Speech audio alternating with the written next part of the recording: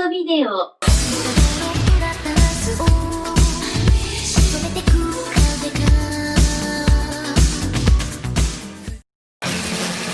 There is a general idea of what people think of when they think of the early 2000s in anime.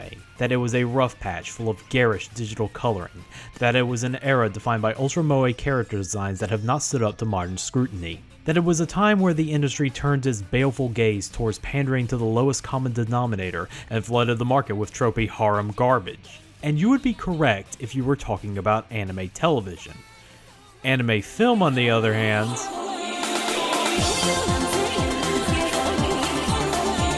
while anime television of the early to mid-2000s can be remembered at best as a period of growing pains, anime film of the early to mid-2000s was experiencing a brand new renaissance. In the 80s, anime film had experienced a golden age with a booming economy leading to numerous high-budget film projects helmed by young directors who pushed the boundaries of the medium. But after the expensive box office failures of both Akira and Little Nemo, combined with the upcoming recession, the anime industry grew a little bearish on the idea of pricey anime films going into the 90s. Not that they didn't go away in that era, but the 90s for anime film was very much a walled garden. The only way you were going to helm an expensive anime movie with the same amount of creative freedom that was afforded to you in the 80s was if you were an established veteran of the industry. There's a reason why the most expensive looking movies of that decade came from people like Hayao Miyazaki and Mamoru Oshii.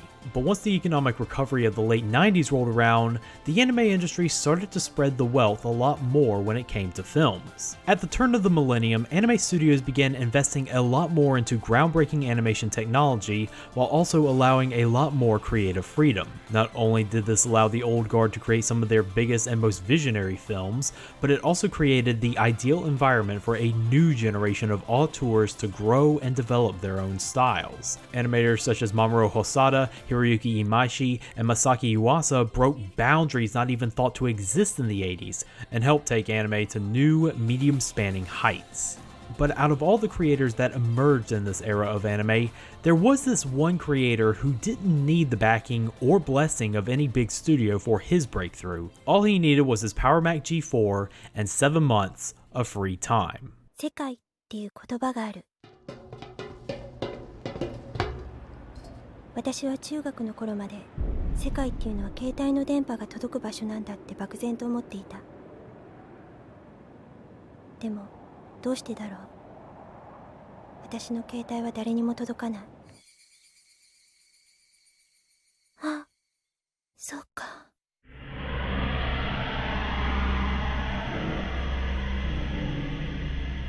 私はもうあの世界にはいないんだ。In the near future of 2047, humanity has encountered a hostile race of liquid metal aliens called the Tarsians. 16-year-old Mikako Nagamine, a teenage recruit for the UN Space Army, has been drafted to fight in a war against the Tarsians. Mikako is part of a fighting squadron that pilots giant robots called Tracers, who travel across the universe alongside their spaceship carrier, Lysithia. All of this is really not that important. What's more important is that while Mikako fights the Tarsians, she keeps in contact with her friend Noburo back on Earth via email sent through her state-of-the-art 2047 era monochromatic cell phone. Where you at, dog? But the catch is that the deeper the Lysithia goes into space, the longer it takes for the emails to reach Earth. And Mikako is sooner or later gonna have to deal with the fact that Noburo might end up forgetting about her in the ever-increasing time between email messages. Released around February of 2002, Voices of a Distant Star is a title that barely anyone seems to talk about. Not only is it a highly experimental short film, but it's also easily overshadowed by other, bigger titles that came out that same year like Razafon, Azumanga Daioh, Chobits, and Ghost in the Shell Standalone Complex. But I'm a little surprised that, even now, it's treated as more or less a footnote of anime history. You would think that more people would be at least trying to seek it out and analyzing it, when you consider that the brain behind this anime is this guy. Isn't it great that Makoto Shinkai, anime director, is finally in Moscow? You're very welcome. Thank you so Thank much. you for joining. Arigato. To the average non-anime consuming public, Makoto Shinkai might just look like another guy in the industry. But to everyone else, that descriptor couldn't be further from the truth. Out of all the younger generation of auteurs that emerged in the early 2000s, Shinkai has proven to be the biggest name out of all of them. He is the man behind some of the most visually extraordinary and emotionally resonant anime of the past 15 years, with titles in his filmography like 5 centimeters per second, Garden of Words, and Your Name, an anime some of you might recognize because not only was it the highest grossing film in Japan of 2016, beating out titles such as Star Wars The Force Awakens and Zootopia, but it was also the highest grossing anime film ever and the highest grossing Japanese film ever. Let me repeat that. The highest grossing Japanese film ever. Which is still spirited away when adjusted for inflation, but shh. This reputation to bring in the big bucks is not without merit because Shinkai has also become one of the most critically lauded anime directors of the past 15 years as well, with some people even going so far to call him the next Miyazaki, a title the ever humble Shinkai doesn't agree with. In interviews, Shinkai is adamant that he is always trying to improve, and that even making the highest grossing Japanese film isn't enough for him to rest on his laurels. Which brings us to Voices of a Distant Star, his breakthrough short film. It's the film that not only got Shinkai the cred necessary to make feature films, but also helped pioneer new ways computer technology could enhance anime. And at the same time, Voices of a Distant Star is seen less as an anime and more as a piece of trivia, a bullet point to advertise the storied career of a director that is super hot right now. And I'm curious, is there more to this anime? Does this count as an early masterpiece of Shinkai's?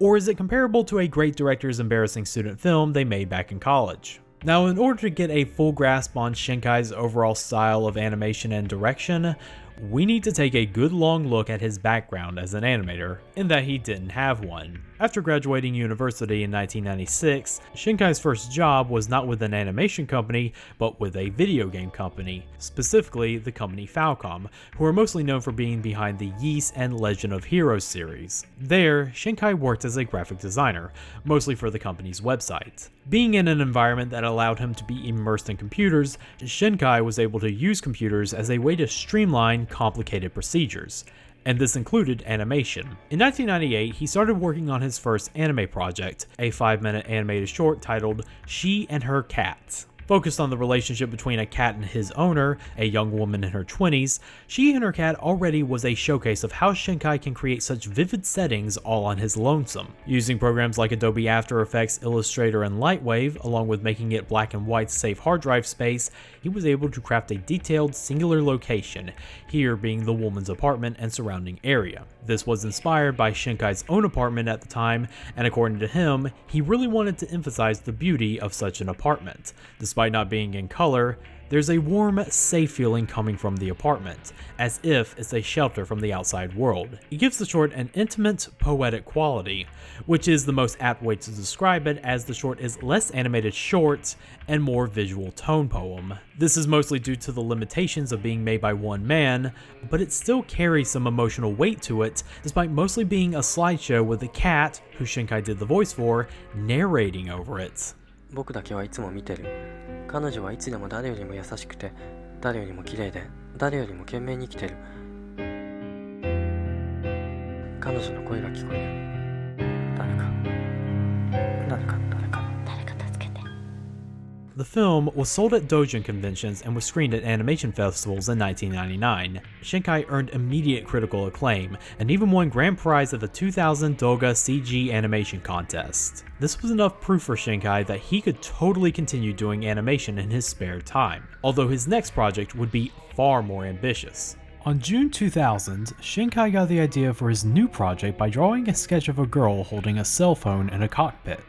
Sometime later, he was contacted by a small distribution company called Mangazoo, who were distributing copies of She and Her Cat at the time. They told him that they were willing to foot the bill on his next project if he had any ideas that they could sell. Shinkai quit Falcom on May 2001 and began work on Voices of a Distant Star. Like She and Her Cat, Voices of a Distant Star was directed, written, and animated solely by Shinkai himself. This was accomplished through his Power Mac G4, which was loaded with Adobe Photoshop, After Effects, Lightwave, and Commotion. It took Shinkai around 7 months of constant work to complete the film.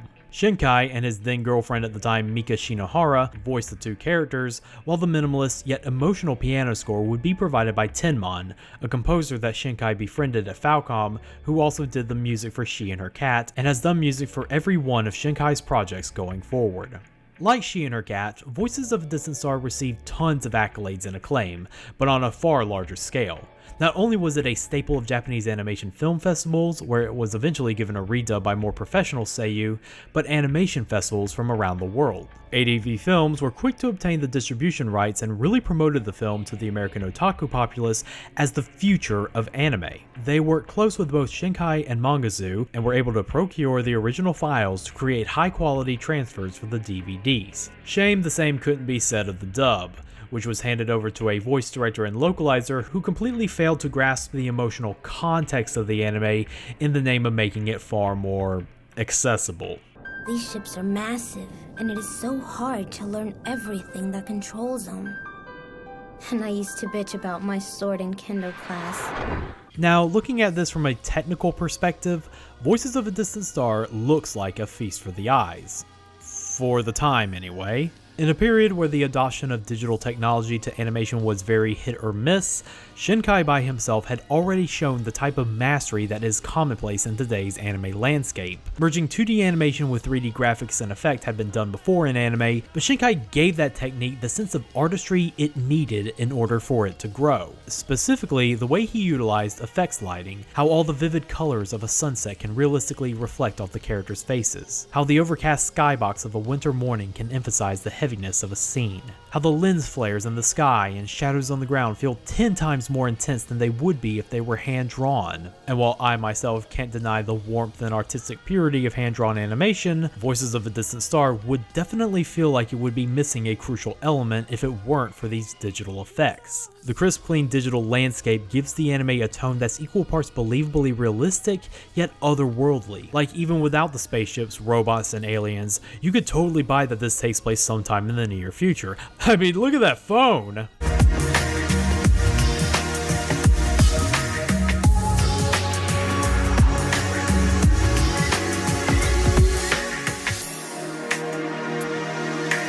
But seriously, it might have something to do with the fact that Shinkai pioneered the technique of taking photos of areas around Japan and drawing them into his work. And by adding stylish 3D effects and lighting to them, it gives us the warm familiarity that what we are looking at is our world. But as visually stunning as the effects may have looked back in the early 2000s, technology marches on. Compared to anime today, or even Shinkai's work 5 years later, Voices of a Distant Star feels very basic. Being a product of just one man, it was obvious that the true vision of Voices was going to be compromised by certain limitations, even if technology was there to pick up the slack.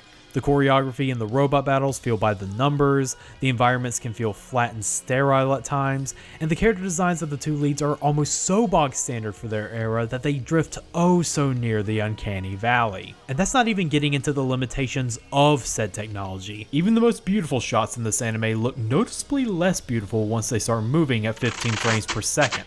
As time passes on, the technical flaws of Voices just become all the more apparent, especially when compared to what came afterwards. It's an inevitability when dealing with works of art that rely heavily on the ever-changing computer technology, and it's what makes Voices of a Distant Star feel more like a novelty with each passing year. If it really wants to stick itself into the hearts and minds of otaku, it needs to have a masterfully told, poignant narrative to support it. One of the first thoughts I had when I watched Voices of a Distant Star was how much of it is a microcosm of Shinkai's oeuvre. So much of the visual and thematic staples of his work are established in this short film. Elements such as scenes set at twilight, lens flares, vapor trails in the sky, cosmic phenomena, railroad crossings, the budding romance between a boy and a girl, and the long distance keeping the two of them apart.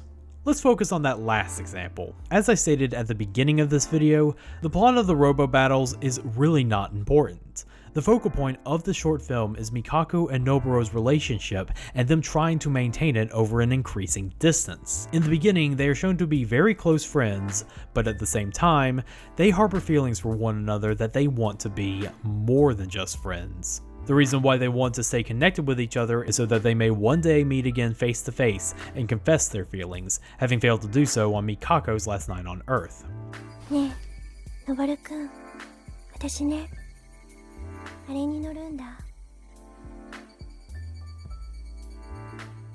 But it seems like fate is conspiring against them. Not only does Mikako have that distance between email complicating everything, Noburo fails to get into the military program so that he may meet Mikako sooner, and he has to take years of vocational school before he can try again. It reaches a fever pitch when Mikako sends an email to Noburo before warping out of the solar system. But once Noburo realizes that it would take a year before the email even gets to him, he realizes that this kind of relationship is untenable and just cuts his losses and moves on. 僕たちは中学の頃からずっと多分お互いだけを見てた。でも光の速さで8年かかる距離なんて永遠っていうのと何も変わらない。 And once Mikako realizes that the next email she sends will take 8 years to get to Noburo, her hopes no longer hinge on Noburo still loving her, but on Noburo still remembering that she even exists. シリウスからは片道8年だよ。のぼるくん、私のこと忘れちゃうかな。 It's a very effective emotional through line to center a short film around. Shinkai himself said that what really shaped the emotional core of this anime was him texting his girlfriend while pulling all-nighters. A single cell phone being the necessary tool to connect with the person you love over great distances is a great element to center around not just the romance of voices, but also the inherent tragedy. From the beginning, where the anime starts in media res, it's made clear that Mikako is living a very isolated existence while at war, with her cell phone's contact to Noburo being her only lifeline to her old life on Earth. And even then, she's still filled with doubt on whether or not she should just sever the connection, because at a certain point, she's sending messages to someone in the future who's grown up and gotten his own life. Why does this all sound familiar?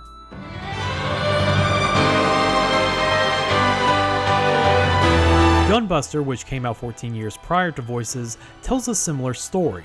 A girl forced to leave her life behind on Earth and the duty to fight monsters in the vast depths of space. With the vast differences between time and space on Earth, the girl, Noriko, remains a teen, while life on Earth goes on. What feels like a 6-month sortie for Noriko is actually almost 10 years on Earth, with friends from high school growing up, getting married, and having kids. Of course, there were going to be similarities drawn between Gunbuster and Voices and their themes of keeping relationships across the unfathomable distances of the universe, but they are actually quite different when you see how those themes are executed in story. Gunbuster treats its themes with a lot more intensity and melodrama, almost operatic even, perfectly befitting that of a giant robotic epic. 私まだ何も言ってないのに。好きだ、愛してると、抱いてとも言ってない。何一つ言えなかったのよ。それな、このままもう会えなくなってしまうなんて絶対に嫌。 But Voices approaches its themes with a quieter, more meditative direction. Characters don't scream or loudly emote their emotions, but retreat inward, silently lying back in their cockpit in this depressed state. And what big feelings they do have are expressed through the dreamlike imagery of their mind or their own internal monologue. でも私はただのボル君に会いたいだけなのに、好きって言いたいだけなのに。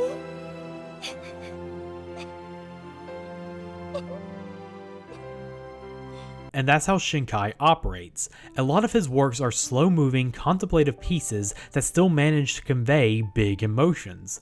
If Gunbuster is this big, ambitious opera, then Voices of a Distant Star is this short, tragic love poem that, nevertheless, still feels profound. But if they operate on two similar but vastly different and still effective wavelengths, why does it feel like Gunbuster executes its themes better? Once again, we come back to the problem of Voices being held back by its own limitations of time and resources. Shinkai only has so much time to give in detailing every part of the world and characters of his anime, and in some cases it works well. Making the world centered around these two people allows the themes to be a lot more focused. That way you don't find yourself asking questions like, Doesn't Mikako also have a family to go back to? What about them? But the economical characterization of the two leads ends up being Voice's downfall. For the most part, Mikako and Noburo feel less like actual human beings and more like blank slates that either the boys and girls are meant to project themselves onto respectively, as if we are supposed to imagine ourselves in that situation. But that only really works in love stories if you do that to one of the members of the couple, while giving the other one all of the characterization. By making both the boy and the girl figures that the audience are supposed to project themselves onto, it only limits the full emotional core of the anime. There's also the factor that the anime doesn't seem to reach any true emotional climax at the end, and just leaves on a note of ambiguity. A move that seemed to be out of Shinkai's control, considering that the big emotional payoff of Mikako and Noburo finally meeting face to face for the first time in years happens in a manga Shinkai released 3 years later. So in the end, I guess there is a reason why Voices of a Distant Star exists as a footnote in anime history. While it does show Shinkai himself pioneering new techniques of animation and effects while showing that he has a good grasp of telling an imaginative and tender narrative, it's clear that at this point in time, he still had a ways to go as a creative, and could only do so much by himself. And with the story ultimately suffering from both Shinkai's inexperience and lack of resources, the only way the legacy of Voices can live on is through its visuals. And while some shots still look awe-inspiring today, it's hard not to ignore how much progress has been made since 2002. Voices of a Distant Star is ultimately a pilot film for Makoto Shinkai's work as a whole, a rough layout of what he will eventually get to do once he has the time and budget given to him. But it's still worth checking out, if only to see how far we've come in such short a time. ねえ、のぼるくん。私はここにいるよ。